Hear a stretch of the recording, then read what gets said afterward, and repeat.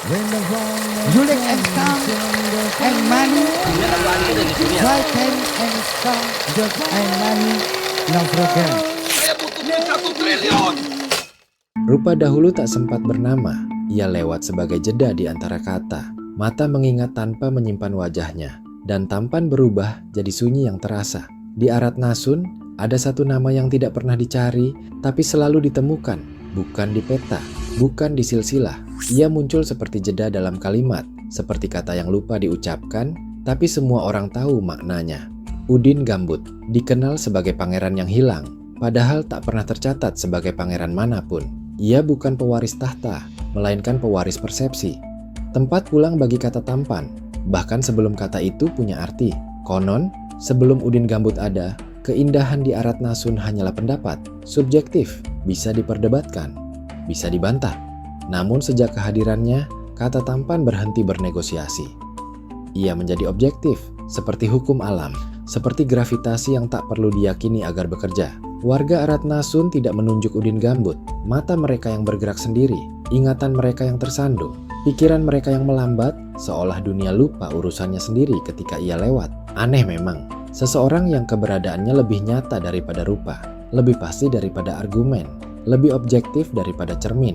Ia tidak memerintah, ia tidak menjelaskan, ia hanya hadir, dan itu sudah cukup untuk mengacaukan urutan realitas. Maka pertanyaannya bukan lagi apakah Udin Gambut benar-benar pengejauhan tahan dari bentuk ketampanan, melainkan siapa sebenarnya Udin Gambut sampai ketampanan pun berhenti menjadi milik siapapun.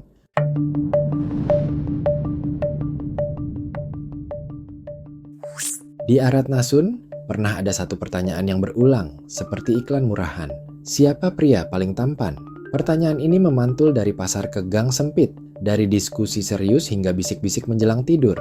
Semua merasa punya jawaban, sampai akhirnya pertanyaan itu kelelahan sendiri. Udin Gambut muncul bukan sebagai jawaban, melainkan sebagai titik. Titik yang menghentikan kalimat, bukan karena argumennya kuat, tapi karena tak ada lagi yang perlu ditambahkan. Ia bukan pemenang lomba, bukan hasil polling, bukan buah konsensus demokratis. Ia adalah forum diskusi yang tidak bisa didebat, bukan karena otoriter, melainkan karena semua dalil terasa terlambat saat ia hadir. Orang-orang mencoba membandingkan, hidung ini, rahang itu, sorot mata siapa. Namun perbandingan selalu gugur sebelum selesai, seperti pidato yang lupa ujung kalimatnya.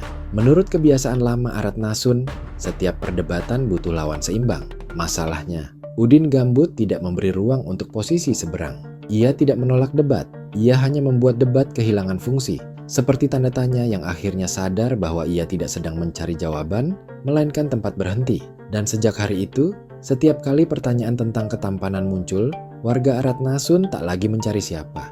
Mereka hanya diam sebentar, karena di kepala mereka, sebuah titik sudah terlanjur jatuh.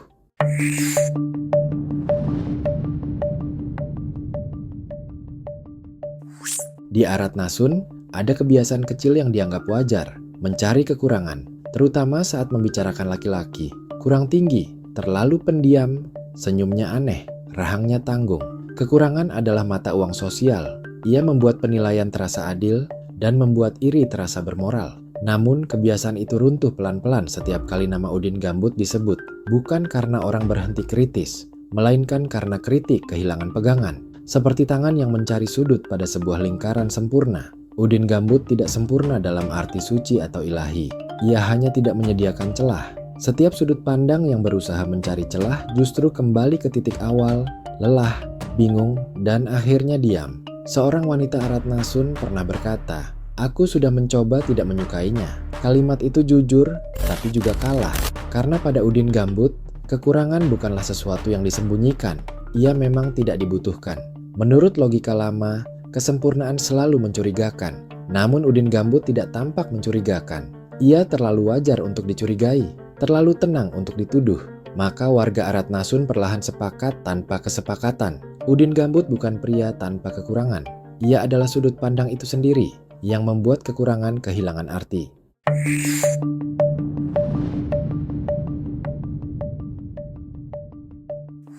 Pasar Aratnasun selalu riuh oleh daftar keinginan. Beras, kain, rempah, dan kebutuhan kecil yang membuat hidup terasa terkendali.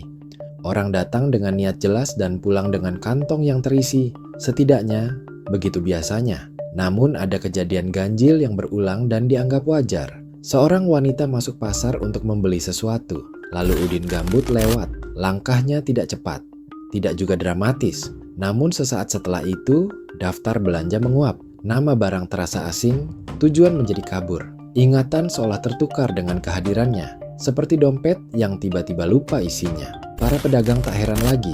Mereka menyebutnya gangguan musim. Padahal matahari tidak berubah, angin tidak berbelok. Yang bergeser hanya skala kepentingan. Udin Gambut tidak meminta diperhatikan. Ia tidak menawarkan apapun. Namun keberadaannya menetapkan harga baru bagi keinginan. Harga yang tidak bisa ditawar karena tak pernah diumumkan. Di pasar Arat Nasun, semua barang bisa ditawar kecuali satu hal, kehadiran Udin Gambut. Ia tidak menghabiskan uang siapapun, tetapi ia menguras seluruh perhatian. Dan seperti semua hal mahal di dunia ini, yang hilang bukan ingatan, melainkan fokus.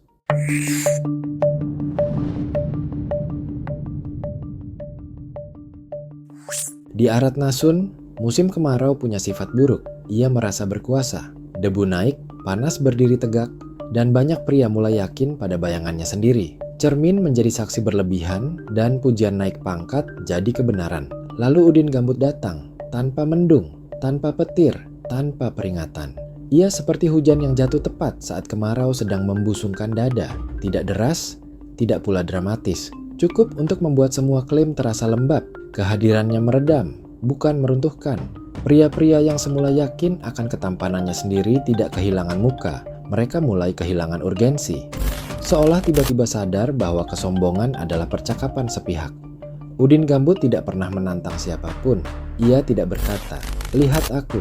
Namun setiap kepercayaan diri yang berlebihan perlahan mencari tempat duduk. Menurut kebiasaan Arat Nasun, hujan selalu membawa jeda, dan jeda adalah musuh terbesar klaim mutlak. Maka di hadapannya, semua perdebatan tentang siapa yang paling tampan menjadi basah sebelum sempat dipanaskan. Udin Gambut bukan pemenang kontes ketampanan. Ia adalah kesepakatan alam bahwa tidak semua musim berhak sombong selamanya.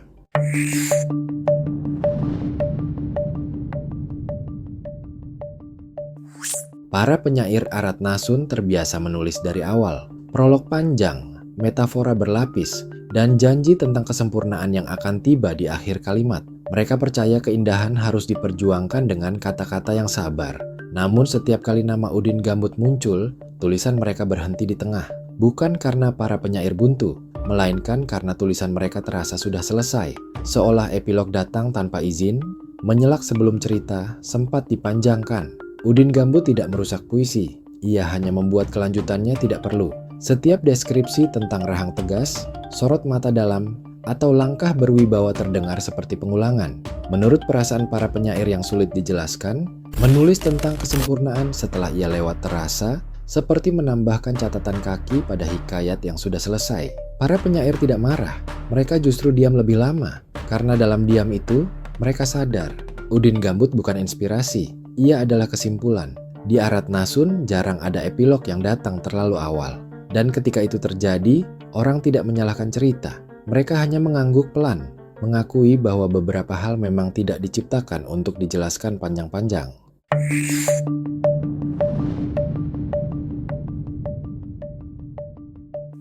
Aneh tapi nyata, tak satupun warga Arat Nasun mampu mengingat wajah Udin Gambut secara utuh.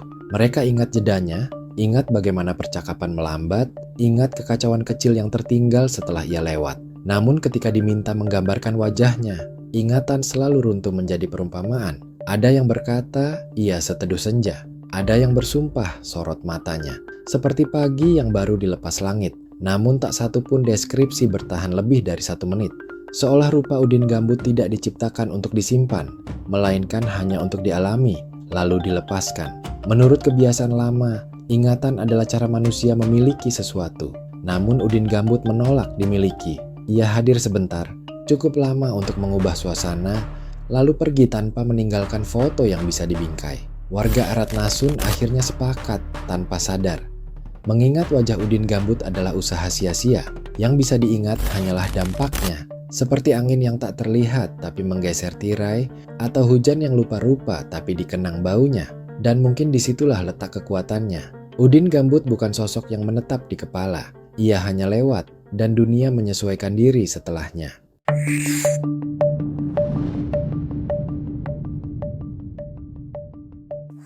Ada hal ganjil yang baru disadari warga Aratnasun setelah waktu berjalan lama. Tak pernah ada pengumuman resmi tentang Udin Gambut, tak ada penobatan, tak ada deklarasi. Namun semua orang bertindak seolah sebuah keputusan besar telah dibuat. Tidak ada yang menunjuknya sebagai tolok ukur. Tidak ada yang memintanya menjadi pusat. Tapi setiap pembicaraan tentang ketampanan selalu berbelok ke arahnya. Seperti kompas yang kehilangan utara, tapi tetap tahu kemana harus menghadap. Udin Gambut tidak mencari perhatian. Ia hanya hadir. Dan kehadiran itu cukup untuk menyelaraskan perbedaan.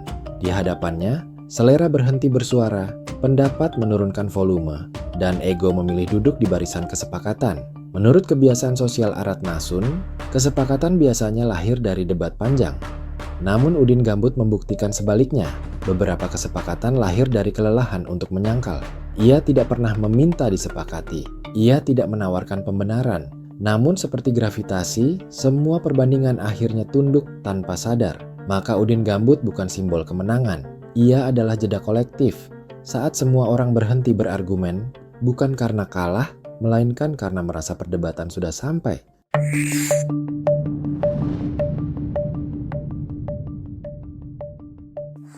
Tak ada satupun warga Aratnasun yang benar-benar tahu dari mana Udin Gambut berasal. Catatan resmi kosong. Silsilah terputus, dan cerita rakyat saling bertabrakan. Sebagian orang mengatakan ia muncul dari utara, yang lain bersikeras dari selatan. Namun cerita paling tua justru tidak menyebut arah. Dalam kisah kuno Aratnasun, Udin Gambut disebut berasal dari kehampaan, bukan ketiadaan, melainkan ruang sebelum sesuatu diputuskan untuk ada. Saat Aratnasun diciptakan, begitulah dongeng itu bermula. Alam semesta membutuhkan satu unsur yang tidak bisa dijinakkan, yaitu kekacauan. Dan Udin Gambut dianggap mewakilinya. Bukan kekacauan yang merusak, melainkan yang mengacaukan ukuran, membongkar hierarki, dan membuat manusia ragu pada standar yang mereka ciptakan sendiri. Ia tidak membangun aturan, ia menggoyahkan aturan dengan hadir. Menurut cerita para tetua, setiap dunia butuh satu sosok yang tidak bisa dijelaskan asal-usulnya, agar manusia tidak terlalu percaya pada penjelasan mereka sendiri. Maka ketika ditanya dari mana Udin Gambut datang, orang-orang Aratnasun kini menjawab singkat, dari sebelum pertanyaan itu ada. Karena pada akhirnya, asal-usulnya tidak pernah lebih penting daripada kekacauan kecil yang ia tinggalkan. Pada akhirnya setelah semua cerita dikumpulkan, setelah pasar kembali riuh, setelah musim kemarau lupa pada hujan yang menegurnya, Udin Gambut tetap tidak menjadi apa-apa untuk bisa dimiliki. Ia tidak meninggalkan ajaran, tidak pula warisan. Ia hanya meninggalkan kekosongan kecil di tempat orang-orang biasanya menyimpan perbandingan. Di Aratnasun, kini orang jarang lagi bertanya siapa yang paling tampan. Bukan karena pertanyaannya terlarang, melainkan karena rasanya sudah tidak relevan. Seperti menanyakan harga bayangan atau berat dari sebuah jeda. Udin Gambut tidak mengubah Aratnasun secara drastis. Ia hanya menggeser cara Aratnasun menilai. Dari membandingkan menjadi mengakui, dari mencari kekurangan menjadi menerima batas, dari ribut menjadi diam sebentar. Dan mungkin itulah peran sebenarnya, bukan sebagai pangeran yang hilang, melainkan sebagai pengingat bahwa tidak semua hal perlu diperdebatkan, tidak semua standar lahir untuk dipatahkan, dan tidak semua kesempurnaan ingin dipuja. Akhirnya, warga Aratnasun hanya tahu satu hal dengan pasti, Udin Gambut pernah lewat. Mereka tidak ingat wajahnya, tidak tahu asalnya. Namun dunia terasa sedikit berubah setelahnya. Maka pertanyaan terakhir bukan lagi tentang siapa dia, melainkan untuk apa mereka terus membandingkan jika akhirnya semua sepakat diam. Ia lewat tanpa janji, tanpa bahasa, tak meninggalkan rupa, hanya jeda. Aratnasun terus bergerak tanpa aba-aba, dan ukuran lama akhirnya runtuh seolah tak pernah ada.